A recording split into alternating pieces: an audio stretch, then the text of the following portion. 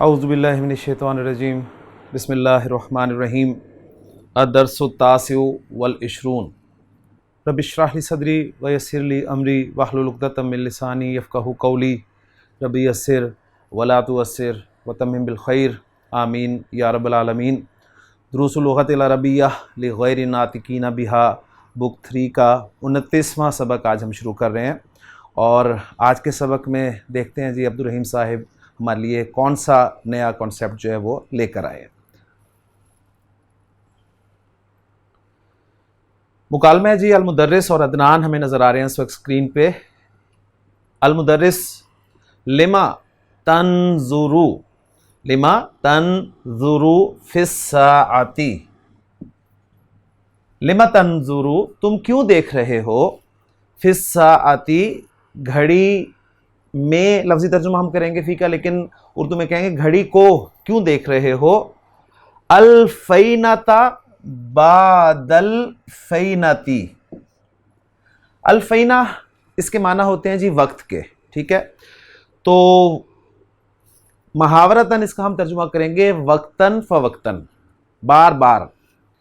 لما تنظرو فی الساعۃ الفینۃ بعد الفینۃ یا عدنانو، عدنان تم گھڑی کو بار بار کیوں دیکھ رہے ہو، تم گھڑی کو وقتاً فوقتاً کیوں دیکھ رہے ہو۔ عدنان کہتے ہیں انما افعل ذالک، انما آپ کو جیسے پتہ ہے کہ انا پلس ما زائدہ، اور یہ ما جو ہے ما کافہ کہلاتا ہے، اور یہ کیا کرتا ہے، یہ انا کے اثر کو، انا کا اثر کیا ہے کہ مبتدا کو نصب دینا اور خبر کو رفع دینا، تو یہ انا کے اثر کو یعنی مبتدا کو نصب دینے والا اثر جو ہے وہ ختم کر دیتا ہے، ٹھیک ہے۔ تو دوسری اس کی خاصیت یہ ہے کہ انا کے بعد جب ما آتا ہے تو انا اب آپ کہہ لیں کہ جملہ فعلیہ پر بھی داخل ہو سکتا ہے، کوئی ہم یوں کہہ سکتے ہیں کہ انا ما کے بعد جملہ اسمیہ بھی آ سکتا ہے اور جملہ فعلیہ بھی آ سکتا ہے، اور جو اگر جملہ اسمیہ آئے گا تو وہ جو مبتدا ہوگا وہ مرفوع ہی ہوگا، ٹھیک ہو گیا۔ اور ویسے یہ حصر کے لیے بھی استعمال ہوتا ہے، یعنی حصر بیان کرنے کے لیے عربی زبان میں مختلف انداز ہیں، مختلف طریقے ہیں۔ 2-3 طریقے میں آپ کے سامنے رکھ دیتا ہوں ایک تو انا ما کے ذریعے حصر کیا جاتا ہے، ایک تقدیم ما حقہ التاخیر یفید الحصر، وہ چیز جس کا حق ہو بعد میں آنا اس کو اگر آپ مقدم کر دیں تو اس سے بھی حصر حاصل ہوتا ہے۔ مثلا بعد میں آنا سے مراد کیا ہے، یعنی مبتدا اور خبر، اس میں خبر بعد میں آتی ہے، اگر آپ خبر کو مقدم کر دیتے ہیں تو اس سے بھی حصر پیدا ہو جاتا ہے۔ اسی طرح آپ دیکھتے ہیں کہ جملہ فعلیہ میں فعل، فاعل اور مفعول ہوتا ہے، آپ مفعول کو اٹھائیں اور مقدم کر دیں فعل سے تو اس سے بھی حصر پیدا ہو جاتا ہے۔ اسی طرح مبتدا اور خبر کے درمیان ہم ایک رفع والی ضمیر لے کر آتے ہیں اور خبر کو معرفہ کر دیتے ہیں تو اس سے بھی حصر پیدا ہو جاتا ہے۔ اسی طرح حرف نفی اور الا، اس کے ذریعے بھی حصر جو ہے وہ پیدا ہوتا ہے۔ تو یہاں پر انما کے ذریعے حصر پیدا کیا گیا ہے، انما افعل ذالک، میں تو یہ کر رہا ہوں صرف، میں تو یہ کر رہا ہوں صرف خوفاً، خوفاً لیں یہ ہمارا آج کا ٹاپک ہے، خوفاً منصوب ہے، اور خافہ یخافو خوفاً یہ مصدر ہے، اور مصدر آیا ہے لیکن اسی فعل کا مصدر نہیں ہے، تو اس لیے ہم اسے مفعول مطلق تو نہیں کہہ سکتے، یہ جو ہے یہ مفعول لہو ہوگا۔ اور مفعول لہو کسے کہتے ہیں، پہلے اس کی ڈیفینیشن دیکھ لیں پھر اس کے بعد سبق کی طرف چلتے ہیں۔ مفعول لہو بھی ایک مصدر ہوتا ہے، مگر جملے میں اس کا استعمال کسی کام کا سبب بتانے کے لیے ہوتا ہے، ٹھیک ہو گیا نا۔ جیسے آپ نے دیکھا کہ عدنان نے کیا کہا کہ میں تو صرف یہ کر رہا ہوں ڈر کی وجہ سے، ڈر کی وجہ سے، کس چیز کے ڈر کی وجہ سے وہ آگے ذکر ہوگا، لیکن یہاں پر اس کو سمجھ لیں کہ مفعول لہو یہ بھی ایک مصدر ہوتا ہے، مگر جملے میں اس کا استعمال کسی کام کا سبب بتلانے کے لیے ہوتا ہے۔ مثلا قمت اکرامن، میں کھڑا ہوا اکرامن، عزت کرنے کے لیے، اکرام کے لیے، کس کی، للاستاذ، استاد کی، میں استاد کی عزت کرنے کے لیے کھڑا ہوا۔ ضربت الولد، تعدیباً، ضربتو میں نے مارا لڑکے کو تعدیباً ادب سکھانے کے لیے۔ ان جملوں میں اکرام اور تعدیب مفعول لہو کہلاتے ہیں، مگر مصدر پر لام جارہ لگا دیں تو اسے مفعول لہو نہیں بلکہ جار مجرور کہیں گے۔ یعنی یہاں پر ایک نئی بات بتا رہے ہیں، یہ مولوی عبدالستار صاحب کی کتاب جو ہے عربی کا معلم، اس کے چوتھے حصے سے میں نے کچھ ٹیکسٹ آپ کے لیے یہاں پر کاپی کیا۔ وہ کہہ رہے ہیں کہ اگر مفعول لہو کے ساتھ حرف جر لگا دیں تو پھر وہ مفعول لہو نہیں کہلائے گا بلکہ جار مجرور کہلائے گا۔ مثلا میں کہتا ہوں جی ضربت الولد، میں نے لڑکے کو مارا، للتعدیبی ادب سکھانے کے لیے۔ تو ادب سکھانے کے لیے یعنی کے لیے لام بھی استعمال ہوتا ہے، تو اگر آپ لام لگا دیں گے، حرف جر لگا دیں گے، تو اب اسے آپ مفعول لہو نہیں کہیں گے بلکہ جار مجرور کہیں گے۔ ٹھیک ہو گیا جی؟ اس طرح مزید ایک دو باتیں اور سمجھ لیں ساتھی۔ 3 مثالیں دے رہے ہیں جی آپ کو اور بتا رہے ہیں کہ ان میں آپ اچھی طرح فرق سمجھ لیں مفعول مطلق کا، مفعول لہو کا اور جار مجرور کا۔ پہلے ایگزامپل دیا انہوں نے جی ادبت ولدی تعدیباً، ادبت ولدی تعدیباً۔ اب یہاں پر نوٹ کریں کہ تعدیباً جو ہے یہ اسی ادب یؤدب فعل کا مصدر ہے، تو جب مصدر اسی فعل کا ہو تو وہ مفعول مطلق کہلاتا ہے۔ تو یہ ایگزامپل ہے، دیکھیں ادبت فعل با فاعل، ولدی مفعول بھی اور تعدیباً مفعول مطلق ہو گیا۔ ٹھیک ہو گیا؟ دوسری ایگزامپل ہے ضربت ولدی تعدیباً۔ اب یہاں پر تعدیباً جو ہے یہ ضربت فعل کے ضربہ فعل کا مصدر نہیں ہے، لہٰذا یہ مفعول لہو ہے۔ تو ضربت فعل با فاعل، ولدی مفعول بھی اور تعدیباً مفعول لہو۔ تیسری ایگزامپل ہے ادبت ولدی للتعدیبی۔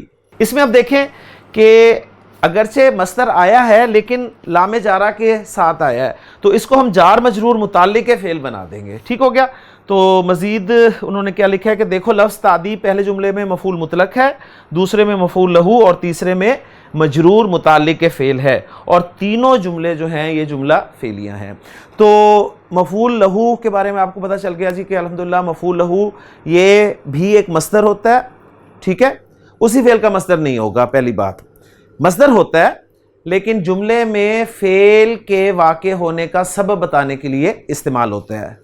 اس کے بارے میں مزید ایک دو باتیں چھوٹی سی میں آپ کے سامنے اور رکھ دوں کہ نارملی یہ منون ہوتا ہے، منون مینز تنوین کے ساتھ آتا ہے، ٹھیک ہے؟ لیکن یہ مضاف بن کر بھی آ سکتا ہے۔ 2 صورتوں میں آپ کا مفعول لہو آئے گا جی، نمبر 1 تنوین کے ساتھ، نمبر 2 مضاف بن کر آئے گا منصوب، اور مفعول لہو اس کا دوسرا نام جو ہے وہ مفعول لِأَجْلِهِ بھی ہے، ٹھیک ہے؟ یعنی گرامر کتابوں میں آپ کو یہ اس نام کے ساتھ بھی لکھا ملتا ہے۔ تو اب سبق کی طرف چلتے ہیں جی واپس، امید ہے بات آپ کو سمجھ آ گئی ہے۔ انما افعل ذلك خوفا، میں تو یہ صرف ڈر کی وجہ سے کر رہا ہوں۔ کس چیز کا ڈر؟ من فوات الموعد، الموعد، الموعد جو ہے یہ ہے اپوائنٹمنٹ، ٹھیک ہے؟ یعنی اپوائنٹڈ ٹائم، اور فوات فوت ہو جانا۔ میں تو اپوائنٹمنٹ کے فوت ہو جانے کے ڈر کی وجہ سے ایسا کر رہا ہوں۔ گویا عدنان کی کوئی اپوائنٹمنٹ تھی جی، اور اپوائنٹمنٹ کہاں تھی وہ آگے مزید پتہ چل جاتا ہے آپ کو، تو وہ ٹائم کہیں نہ گزر جائے، ٹائم فوت نہ ہو جائے، تو اس لیے بار بار وہ گھڑی کو دیکھ رہا تھا۔ اب وہ بتا رہا ہے فَإِنَّ لِي مَوْعِدًا، اس لیے کہ میری اپوائنٹمنٹ ہے، مہمن، موعدن مہمن، ایک اہم اپوائنٹمنٹ ہے، مع الطبیبی، ڈاکٹر کے ساتھ، ڈاکٹر کے ساتھ ایک اہم اپوائنٹمنٹ ہے، بعد قلیل، تھوڑی دیر کے بعد۔ المدرس ہلا غبت عن هذه الحصة، ہلا غبت عن هذه الحصة، الحصہ پیریڈ ہوتا ہے جی، هذه الحصہ یہ پیریڈ، ان هذه الحصہ اس پیریڈ سے، غبت تو ایبسنٹ ہوا۔ ہلا، یہ ہلا جو ہے اس کے بارے میں نوٹ کر لیں کہ یہ ہلا اور اس کے ساتھ کچھ الفاظ ہیں، ان کے بارے میں انشاءاللہ تعالی ایکسرسائزز میں آپ کے سامنے ڈیٹیل آ جائے گی۔ یہ کہلاتا ہے جی حرف تحدید و تندیم. تحدید کہتے ہیں ابھارنا، رغبت دلانا، اور تندیم کہتے ہیں ندامت کرنا.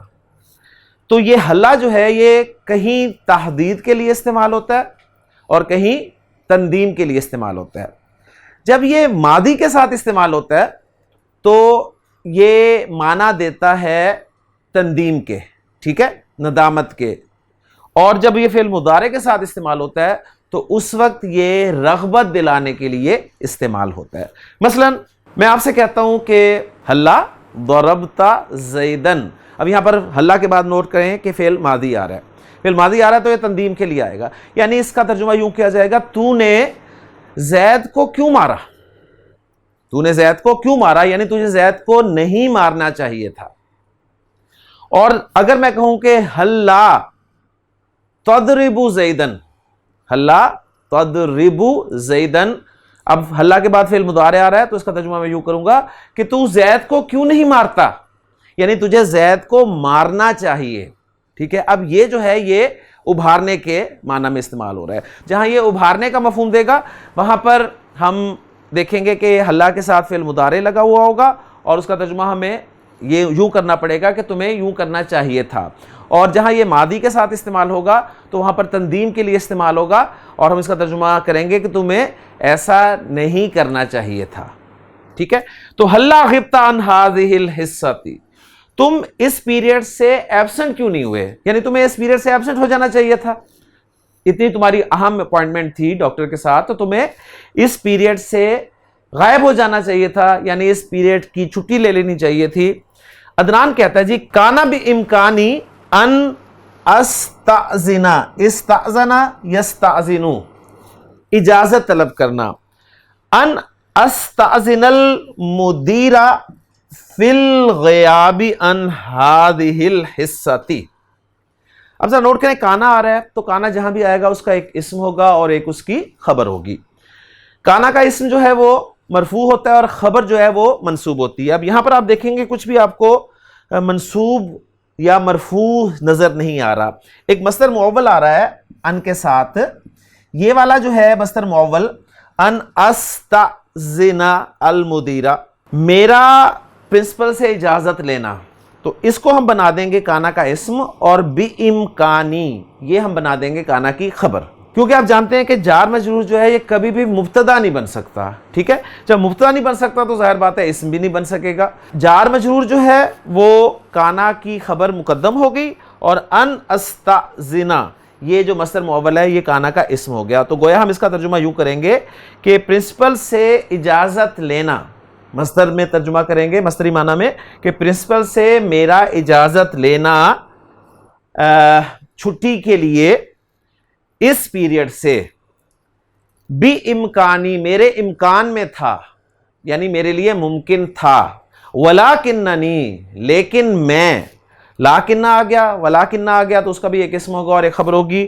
اس کا اسم جو ہے وہ یا ہے اور نون کے ساتھ لگا ہوا ہے اور خبر جو ہے وہ آگے فعل آ رہی ہے. ٹھیک ہے، ولیکننی حضرت، لیکن میں حاضر ہوا. کیوں حاضر ہوا؟ حبن، محبت کی وجہ سے. ٹھیک ہے، پسند کرنے کی وجہ سے. کس کو؟ للنحوی، نحو کو، یعنی گرامر کی پسندیدگی کی وجہ سے میں حاضر ہوا. المدرس، اب ظاہر بات ہے جب استاد اسٹوڈنٹ سے یہ بات سنے گا تو اسے ڈیفینیٹلی خوشی ہوگی، ورنہ عموماً کیا ہوتا ہے کہ اسٹوڈنٹ کی تو خواہش ہوتی ہے کہ بس موقع ملے اور ہم کسی طرح چھٹی کریں. تو وہ اپنی اہم اپوائنٹمنٹ کو آپ کہہ لیں کہ سامنے رکھتے ہوئے پھر بھی گرامر سے محبت کی وجہ سے پیریڈ میں موجود تھا. تو مدرس کہتا ہے زادک اللہ علما، اللہ مزید، آپ کہہ لیں کہ ترجمہ ہم کریں گے اللہ بڑھائے تمہیں علم میں. صحیح ہے، اللہ زیادہ کرے تمہیں علم کے لحاظ سے. یہاں پر علمن جو ہے یہ نصب میں کیوں ہے، یہ بیسک کورس میں پڑھ چکے ہیں کہ یہ زیادہ کا مفعول بھی ہو سکتا ہے. دوسرا ایک مفعول بھی جو ہے وہ کا کی ضمیر ہے اور ایک مفعول بھی جو ہے وہ علمن ہے. اور دوسری رائے یہ ہے کہ یہ علمن جو ہے یہ تمیز کے طور پہ بھی آ سکتا ہے یہاں پر کہ اللہ بڑھائے تمہیں کس لحاظ سے؟ علم کے لحاظ سے. ہا کذا، ذرا یہ نوٹ کریں گے ہا کذا کیا ہے، اصل میں یہ ہے کا ہاذا، کا ہاذا، ہاذا اور کاف حرف جر لگا تو کاف حرف جر کس لیے آتا ہے؟ تشبیہ کے لیے، یعنی اب تشبیہ دے رہا ہے ہاکذا یکون طالب المثالی، یکون کانا یکون اور اس کا اسم آ گیا جی الطالب المثالی، مثالی طالب علم ہاکذا ایسا ہوتا ہے، مثالی طالب علم ایسا ہوتا ہے۔ انما یدرسو وہ تو صرف پڑھتا ہے، انما یدرسو وہ تو صرف پڑھتا ہے رغبتاً فی العلم، اب یہ رغبتاً پھر مفعول لہو آ گیا، شوق کی وجہ سے، لا رہبتاً من الامتحانی، نہ کہ ڈر کی وجہ سے امتحان میں، یعنی امتحان میں ڈر کی وجہ سے نہیں بلکہ وہ تو صرف شوق کی وجہ سے، علم میں شوق کی وجہ سے پڑھتا ہے۔ اس کے بعد وقفہ تھوڑا سا، اور استاد پھر کہتا ہے اقرا الآیاتی یا ابراہیم، ابراہیم آیات پڑھو۔ ابراہیم آیات پڑھتا ہے جی بعد الاستعاذتی، اعوذ باللہ من الشیطان الرجیم، بسم اللہ الرحمن الرحیم، ولا تقتلوا اولادکم، تم قتل مت کرو اپنی اولاد کو، خشیت املاک، دیکھیں جو میں نے کہا تھا کہ مفعول لہو جو ہے یہ دو طریقے سے آئے گا، یا تو منون آئے گا تنوین کے ساتھ آئے گا، یا پھر مضاف بن کر آئے گا، تو یہاں پر یہ مضاف بن کر آ رہا ہے خشیت املاک، مفلسی کے خوف کی وجہ سے، مفلسی کے ڈر کی وجہ سے، نحن نرزقہم وَإِيَّاكُمْ، اب یہاں پر مجھے بتائیے ایا کیوں آیا جی، ایاکم کیوں آیا؟ واؤ کے بعد جب بھی مفعولی ضمیر آئے گی تو وہ متصل نہیں آئے گی بلکہ منفصل آئے گی۔ نحن نرزقہم، ہم دیں گے رزق انہیں، وَإِيَّاكُمْ اور تمہیں بھی، یعنی اور تمہیں بھی تو دیتے ہیں نا، اِنَّ قَتْلَهُمْ كَانَ خِطْئًا کبیرہ، بے شک ان کا قتل کرنا بہت بڑی خطا ہے۔ دوسری آیت یجعلون اصابعہم فی آذانہم، وہ ڈال لیتے ہیں اپنی انگلیاں اپنے کانوں میں، کیوں ڈال لیتے ہیں؟ من الصواعق، ابھی یہ نہیں بتایا کیوں ڈال لیتے ہیں، یہ بتایا جائے کڑک کی وجہ سے، کڑک کی وجہ سے یعنی کڑک ہوتی ہے بجلی کی، آپ کہہ لیں بادلوں کی، تو اس کی وجہ سے ڈالتے ہیں، لیکن اصل وجہ کیا ہے؟ حذر الموتی، موت کے ڈر کی وجہ سے، موت کے ڈر کی وجہ سے جو کڑک پیدا ہو رہی ہے اس سے بچنے کے لیے وہ اپنے کانوں میں اپنی انگلیاں ڈال لیتے ہیں۔ تو یہاں پر حذر الموتی، آپ کا حذرہ جو ہے یہ مفعول لہو مفعول لاجلہ کے طور پہ استعمال ہوا ہے، اس لیے منصوب اور مضاف بن کر آیا۔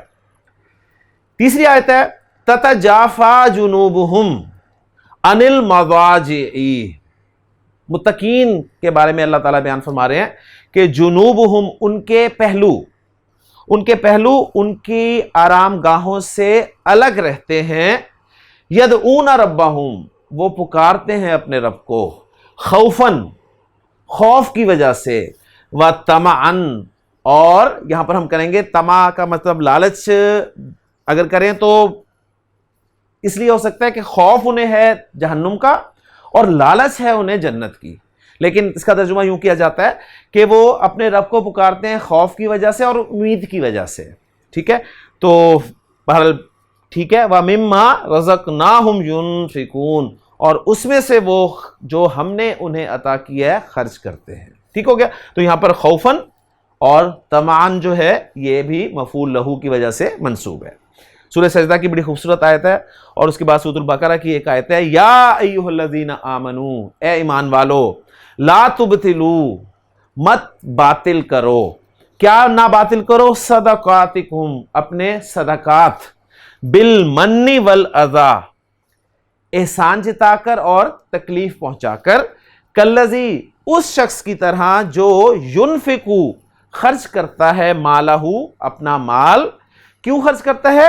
ریا الناس لوگوں کو دکھانے کے لیے، تو یہ ریا جو ہے منصوب یہ مفعول لہو کی وجہ سے لوگوں کو دکھانے کے لیے اپنا مال خرچ کرتا ہے، ولا یؤمن باللہ اور اللہ پر ایمان نہیں لاتا، والیوم الآخر اور آخرت پر، یعنی اللہ اور آخرت پر ایمان نہیں لاتا۔ تو قرآن مجید سے بھی آیات بڑے خوبصورت انداز میں ڈاکٹر عبدالرحیم صاحب نے پیش کی ہیں مفعول لہو کی۔